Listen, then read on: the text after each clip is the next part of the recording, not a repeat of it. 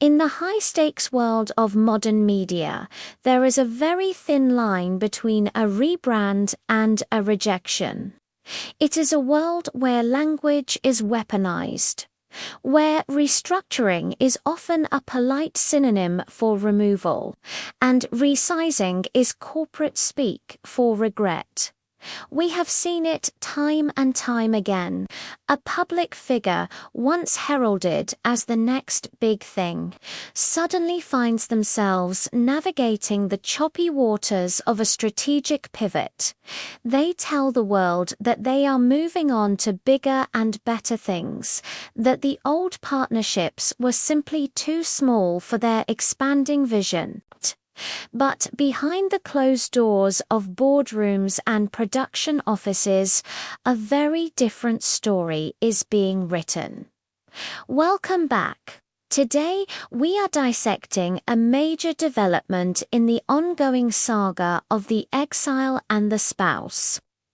It is a story of ambition colliding with reality, of a multi-million-dollar gamble that appears to have reached its undignified end. We are looking at the collapse of a specific dreamer dream of conquering the lifestyle market, of becoming a global tastemaker, and of proving that a title alone is enough to sell a product. But, as we will see, the streaming giant that bankrolled this experiment has finally decided to cut its losses. Why did it happen? Why, despite all the resources, the professional crews, and the global platform, did this venture fail to connect? And perhaps most interestingly, was the spouse her own worst enemy in this process? Let's begin by looking at the specific incident that signaled the end. The tension began, as it often does in Hollywood, with a comparison. The streaming giant, let's call them the platform, has a roster of talent. They have invested heavily in various celebrity-led projects. One such project, led by a former pop star turned fashion mogul, was a runaway success. It was authentic. It garnered positive reviews. It showed a side of the subject that the public hadn't seen before: vulnerable, funny, and self-deprecating. It was a hit. The spouse, according to insiders, watched this success with a growing sense of resentment. Why was that project celebrated while hers was struggling to find its footing? The answer, as brutal as it may sound, lies in the execution. When the platform greenlit the spouse's lifestyle venture, they didn't hold back. We are talking about the very best in the business. They hired top-tier cinematographers, the best lighting directors, the most skilled sound engineers. This was not a low-budget YouTube vlog. This was a high-gloss cinema-quality production designed to make every plate of food and every flower arrangement look like a masterpiece.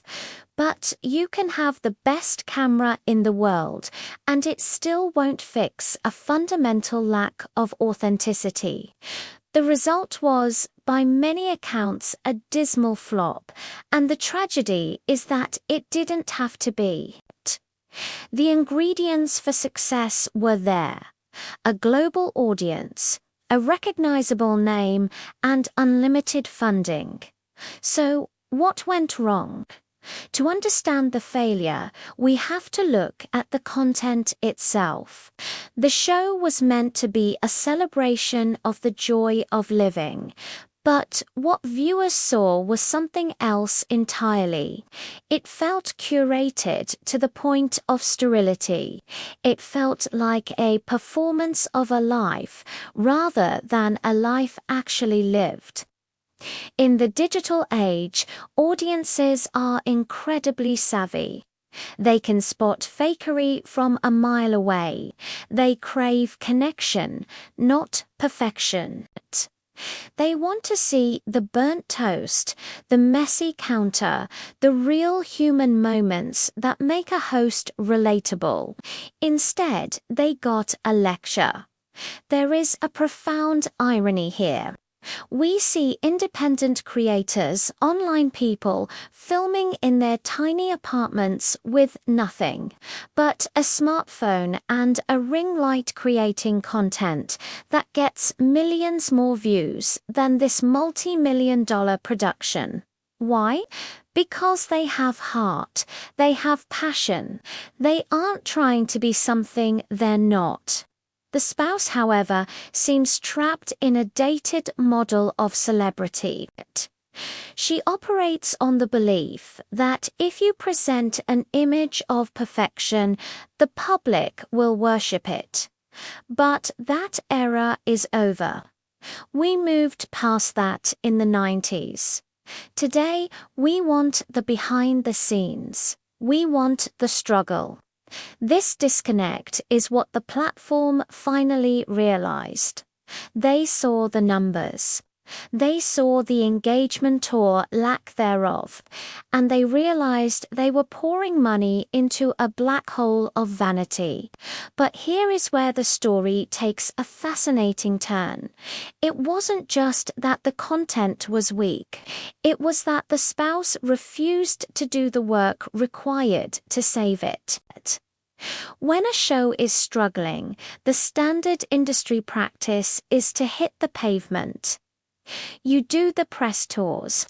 You go on the morning shows. You sit on the couches of late-night hosts and you charm the audience. You laugh at yourself. You play the game. According to excellent sources, the platform tried to set this up. They lined up opportunities. There were offers from major late-night hosts who were willing to give her a softball interview. We are talking about offers to let her practically write her own questions, to direct the narrative, to present herself exactly as she wanted. It was a golden ticket, a chance to reintroduce herself to the public, to humanize herself, to say, "Hey, I'm just trying to share some recipes. Come watch." But she said no. Why? The reported reasoning is breathtaking in its arrogance. The source claims she compared herself to an A-list Oscar-winning actress who also runs a lifestyle brand. Her argument was, you don't see her doing the rounds every time she launches a candle. Why should I? This comparison reveals the core of the problem. The actress she referenced has spent decades building a career. She has won the highest awards in her industry. She has a built-in fan base that has followed her for 30 years. She has earned the right to be elusive. The spouse, on the other hand, is relying almost entirely on a title acquired by marriage. She does not have that decades-long reservoir of public goodwill.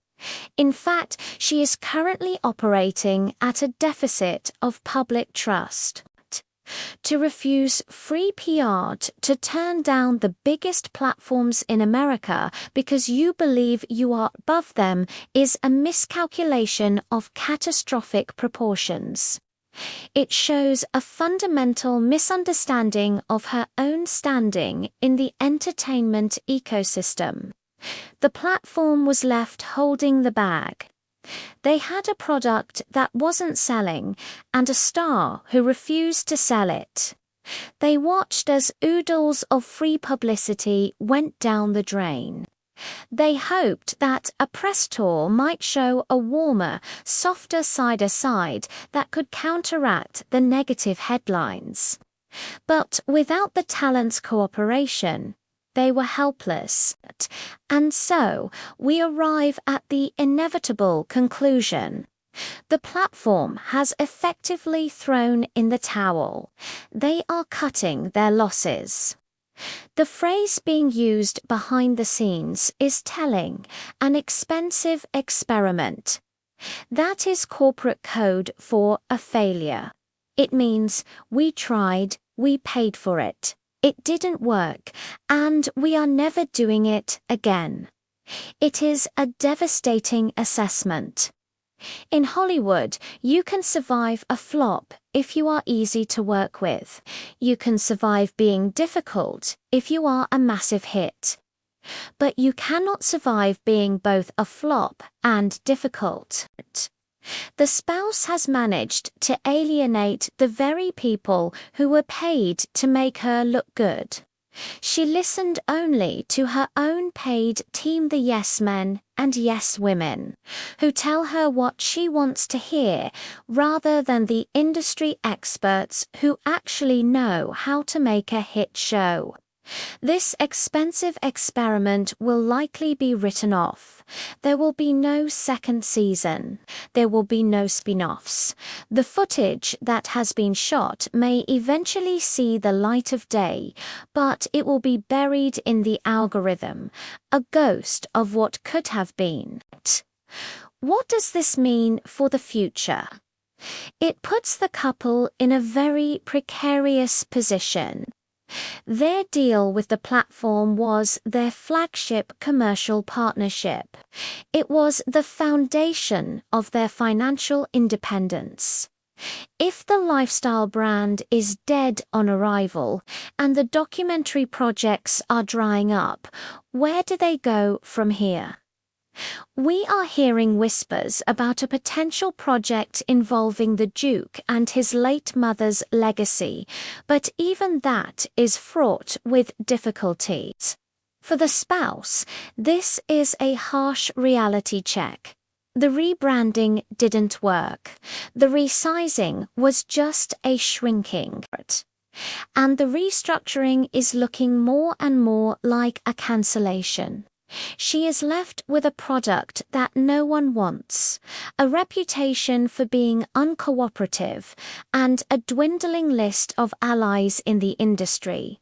The dream of being the next global lifestyle mogul has crashed into the hard wall of reality. As we look back on this chapter, it serves as a cautionary tale. It reminds us that fame is not the same as popularity, and notoriety is not the same as influence.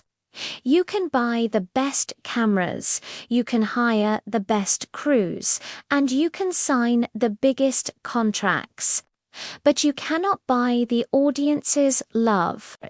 That has to be earned, and it is earned through humility, through work, and through a genuine connection that cannot be faked. The expensive experiment is over. The results are in, and unfortunately for the spouse, the data suggests that the audience has simply moved on. What do you think? Was it the content that failed, or was it the refusal to play the PR game? Could this project have been saved if she had taken the advice of the experts?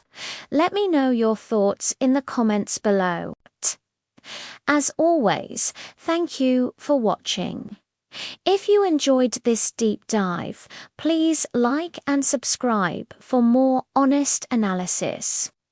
Until next time, take care.